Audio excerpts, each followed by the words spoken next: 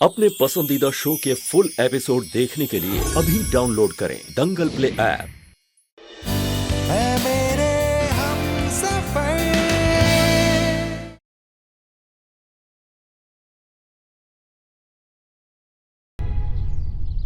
माँ, आप विधि को अंदर ले जाइए। हाँ बेटा, मैं विधि को कमरे में लेके जाती हूँ। अब तक तो कोमल कली की पूजा भी खत्म हो गई होगी।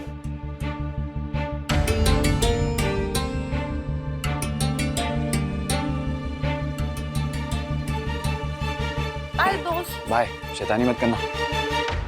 आजा। Good girl.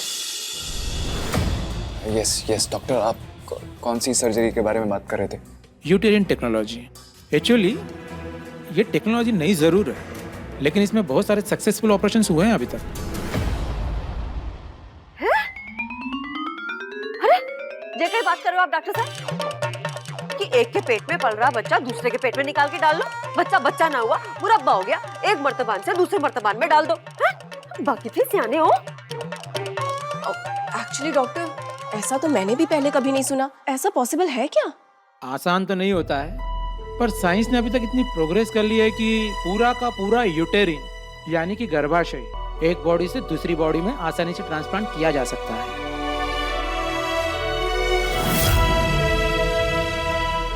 आइए मैं दिखाता हूँ आप सभी।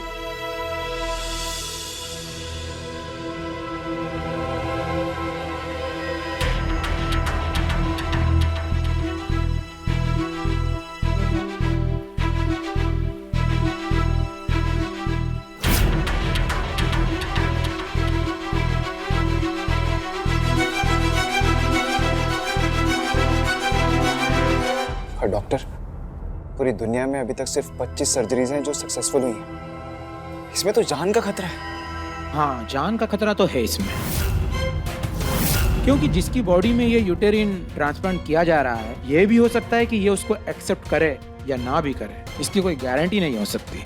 डॉक्टर साहब, खतरा भी है और सब ठीक हो सकता है, ये तय भी नहीं। नहीं तो फिर एक ऑप्शन ये भी है कि बच्चे का एबॉर्शन करवा दीजिए।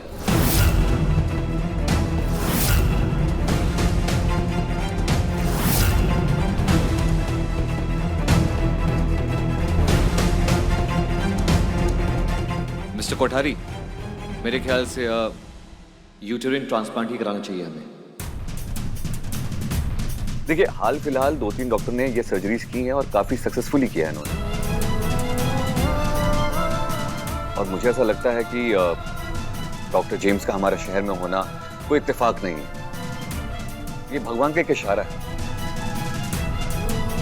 बस ये देखना होगा कि कोई ऐसा मिल जाए जो इस बच्चे को अपने पेट में रखने के लिए राजी हो जाए। तो क्या है कि जो भी इस बच्चे को अपने पेट में रखेगा उसे अपना यूटेरस रिमूव कराना होगा। इस बच्चे को जन्म देने के बाद शायद वो कभी मां नहीं बन पाएगी।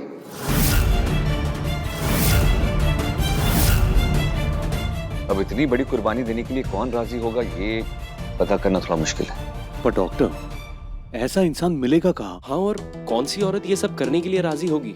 एग्जैक्टली।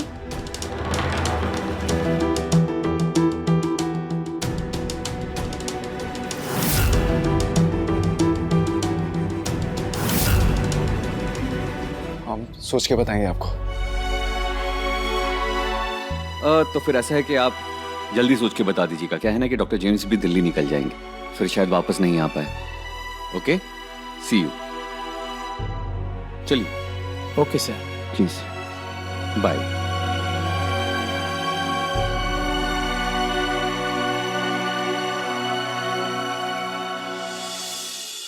पक्का तुम्हें दवाई नहीं खानी? पक्का नहीं खानी है। अब मेरा पेट दर्द है ना, चला गया है। अब मैं बिल्कुल अच्छी हूँ। दोस्त, अब मुझे चॉकलेट दोगे ना? कल सुबह सबसे पहला यही काम करूंगा। मेरा बेबी इस गुड़िया जैसे होगा? इससे भी ज्यादा क्यूट। और कहाँ सोएगा? मेरे डॉल हाउस में? नहीं, उसके लिए तो इतना बड़ा पालना लाएंगे। इतना बड़ा? पर ये तो इतना सा है।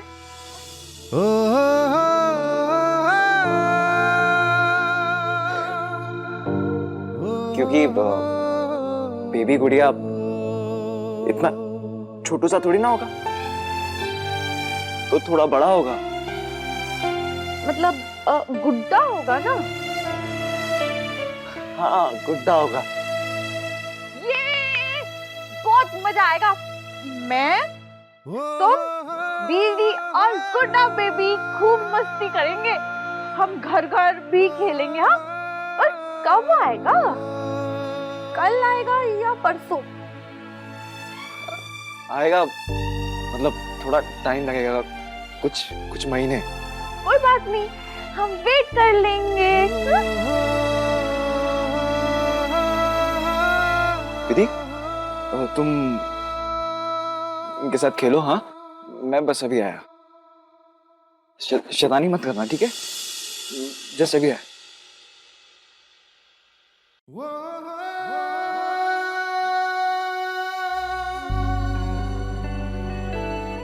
अच्छा गुड्डा बेबी, देखो तुम्हें ना अभी नहीं आना है, तुम्हें कुछ महीनों बाद आना है। पर जब तुम आओगे ना बाहर, तो तुम मुझे भूलना मत। मुझे याद रखना, मैं तुम्हारी मम्मा हूँ।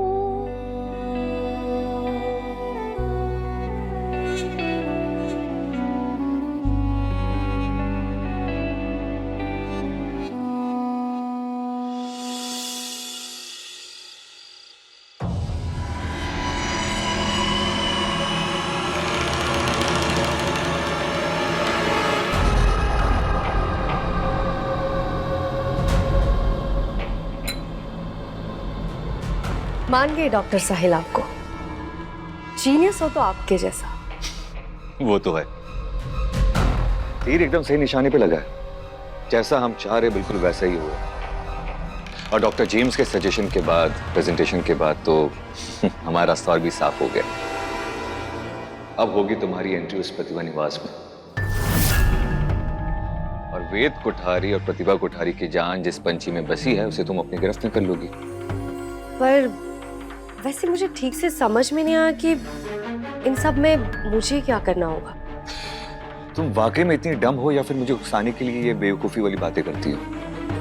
ऐसा क्यों बोल रहे हैं आप? क्योंकि तुम इतनी सी बात ही समझ पा रही। वेद अगर डॉक्टर जेम्स का सजेशन मान लेता है, तो इस ऑपरेशन के जरिए से दो काम होंगे। पहला, होने वाला बच्चा हमारे हाथ आ जाएगा, और दूसरा, विधि दोबारा कभी मां नहीं बन पाएगी। पर इन सब में मेरा रोल क्या होगा? तुम ही तो हो। तुम ही तो हो जो उस बच्चे को अपने पेट में पालोगे।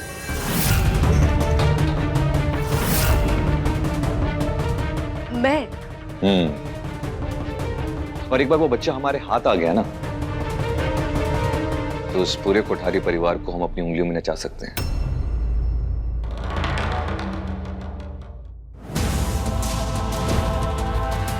हाथ से मारी बेटी होने का हर हक मैं तारे से छीनती हूँ। हाथ से अपनी जुबान से मारे को माँ मत कहना। मैं थारे लिए मर चुकी हूँ और तुम्हारे लिए। तीतों ने मेरी माँ को मेरे खिलाफ कर दिया। अब मैं उनसे माँ कहलाने का हक छीन लूंगी। पर क्या वेद इन सब बातों के लिए राजी होगा?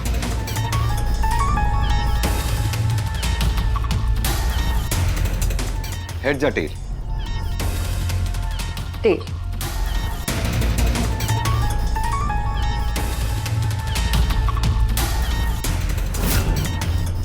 हेड्स। मैं कोई भी खेल हारने के लिए नहीं खेलता। मुझे एग्जैक्टली पता है मैं क्या कर रहा हूं। देखती जा। वेद को मानना ही होगा वो बच्चा देने के लिए तुम्हें, क्योंकि उसके पास कोई और रास्ता होगा ही नहीं। प्रतिभा निवास में तुम्हारी एंट्री भी होगी और हमारा प्लान सक्सेसफुल भी होगा।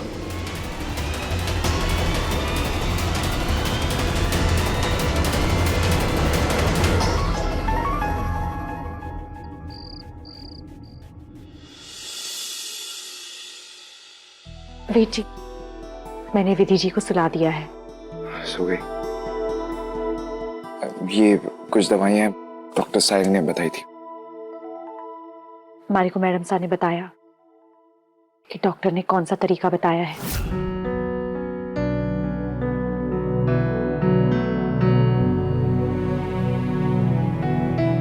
तरीका तो है, पर समझ नहीं आ रहा कि ये क्या करे। कैसे किसी से कहे कि विधि के पेट में जो बच्चा है अपने पेट में पाल ले, और वो बच्चा विधि के पेट में रहने भी नहीं दे सकते। हर वक्त डर लगा रहता है। ऐसा लगता है जैसे कि अभी कुछ होगा और विधि की जान खतरे में चली जाएगी। आज अचानक से वो उस अनजान औरत के साथ चली गई, देखा ना।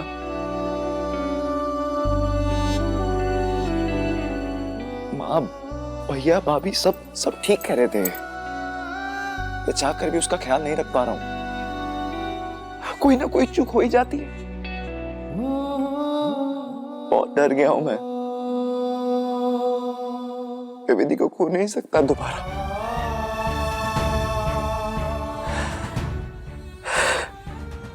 विधि से बहुत प्यार करता।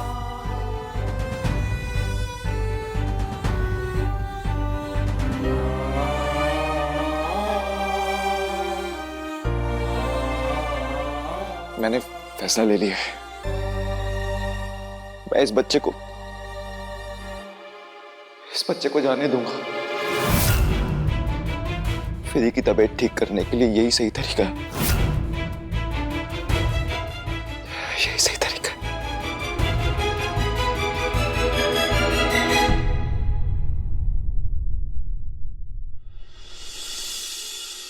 तुम दोनों में से विधि का बच्चा जो भी अपने अंदर पालने को राजी होगी तो मैं उसे अपना 9 लाख का हार दे दूंगी।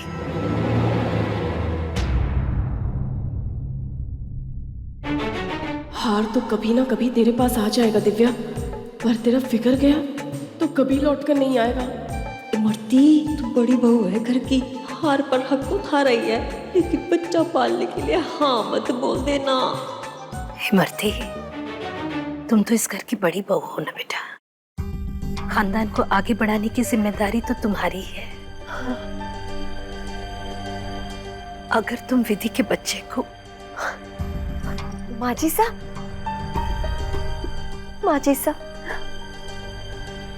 मैं तो हंसते हंसते जो काम कर जाऊं, पर तुम्हारे को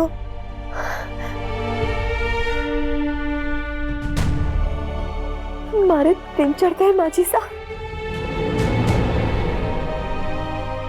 क्या तुम भी? हाँ माजी साहब, हमारी गोद में भी लल्ला खेलोगे माजी साहब।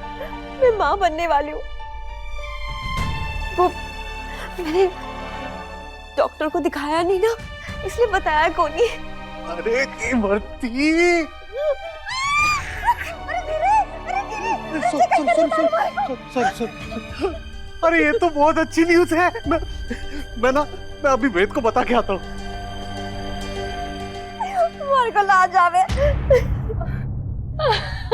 क्या बात है भाभी, इतनी बड़ी बात आप अपने पेट में छुपाए बैठी थी। ये हमारी मुसीबत की डिबिया, तुम्हारे को तो सबसे पहले बताने वाली थी। कब? बच्चा पैदा हो जाने के बाद? ना, डॉक्टर को दिखाने के बाद।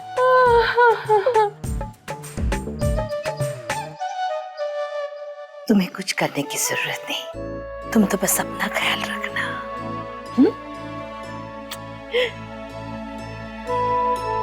खुश रहो। तुम और विधि दोनों इस घर को चिराग देने वाली हो। 9 लाख का हार तो मैं तुम्हें ऐसे ही दे दूंगी। सच माजी साहब, थैंक यू। दिव्या, तुम? मम्मी जी, मुझे तो खुद 25 प्रॉब्लम है, वरना मैं अब तक तो खुद ही बच्चा पैदा कर लेती। आप पूछिए ना लक्ष्य से कि मुझे तो बच्चे कितने पसंद है ना लक्ष्य? क्या तुम्हें बच्चे पसंद है? हाँ, बच्चे तो बहुत पसंद है इसे। प्रति भाभी देवर सा। मुबारक हो। थैंक यू वेद।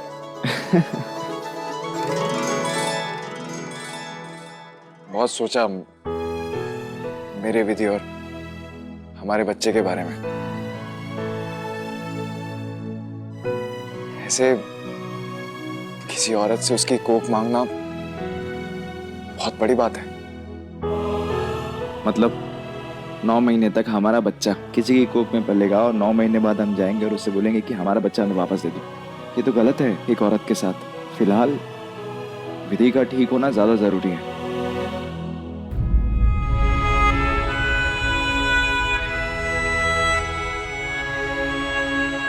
इसलिए मैंने फैसला लिया है कि मैं इस बच्चे को गिरवा दूंगा।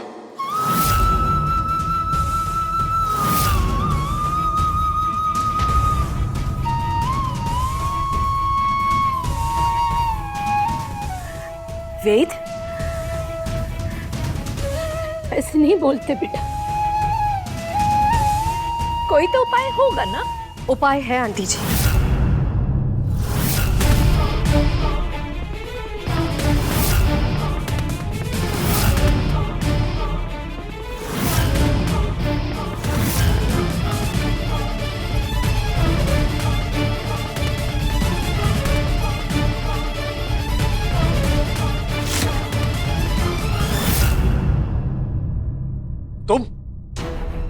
तुम्हारी यहाँ आने की हिम्मत कैसे हुई?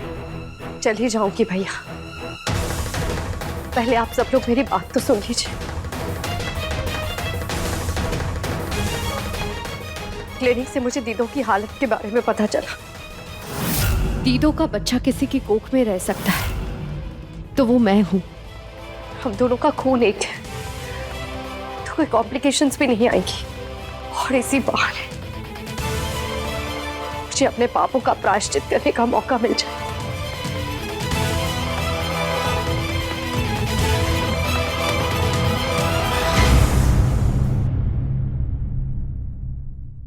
ये क्या नया नाटक है?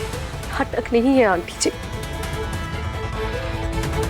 आप सबसे माफी मांगने का मेरे पास बस एक यही मौका है। और तुम्हें लगा हम तुम्हें माफ कर देंगे? तुम पर विश्वास करेंगे? कैसे विश्वास कराऊं कि मैं बदल गई हूं? ऐसा क्या करूं कि आप सबको यकीन हो जाए कि मैं सच में शर्मिंदा हूं? बेटी, मेरी बेवकूफी और मेरे पागलपन की वजह से मैंने दीदू को इतना बड़ा नुकसान पहुंचाया, पर भगवान की तरह से दीदू बच गई। अब दीदू की इस हालत में मुझे उनके लिए कुछ भी करने का मौका मिलेगा तो मुझे लगेगा कि मेरी जिंदगी काम आ गई। निकल जाओ यहां से। मेरा और विधि का बच्चा तुम्हारी कोख में, ऐसा हो ही नहीं सकता। विधि की आज जो हालत है उसकी जिम्मेदार तुम हो। तुम्हें क्या लगा ये हाथ जोड़ोगी, ऐसे ये मगरमच्छ वाले आंसू दिखाओगे और तुम्हें माफ कर देंगे? निकलो यहां से। जानती थी बेटी कि आप मेरा यकीन नहीं करेंगे, इसीलिए मैं अपने साथ ये रिपोर्ट लेकर आई हूं। अब दीदो का बच्चा मेरे अंदर उनकी कोख के साथ रह सकता है और इसीलिए मैंने अपनी कोख निकलवा ली है।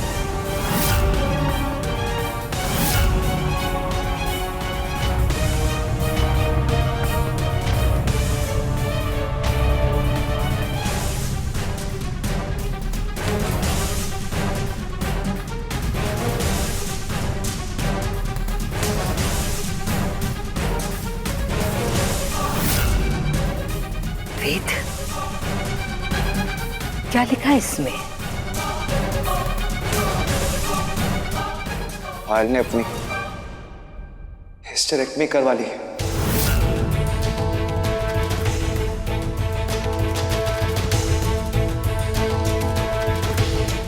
इसने तो अपनी कोख निकलवा ली। हाँ, मैं अपना फैसला ले चुकी हूँ। इसे मेरी कुर्बानी मत समझना। ये तो मेरा प्रायश्चित है। अब मेरे पापों को धोने का मौका आप ही लोग मुझे दे सकते हैं।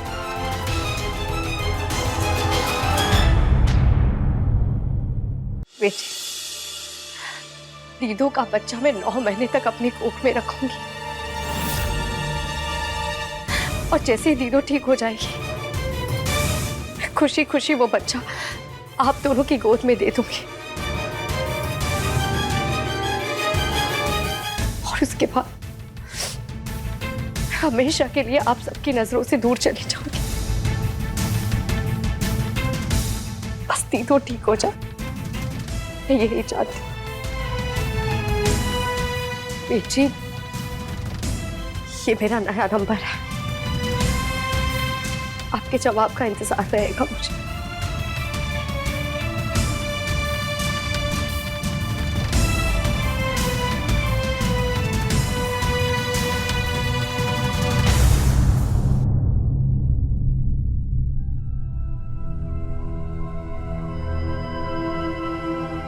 नहीं, मैं इसके लिए कभी राजी नहीं होऊंगा, कभी नहीं।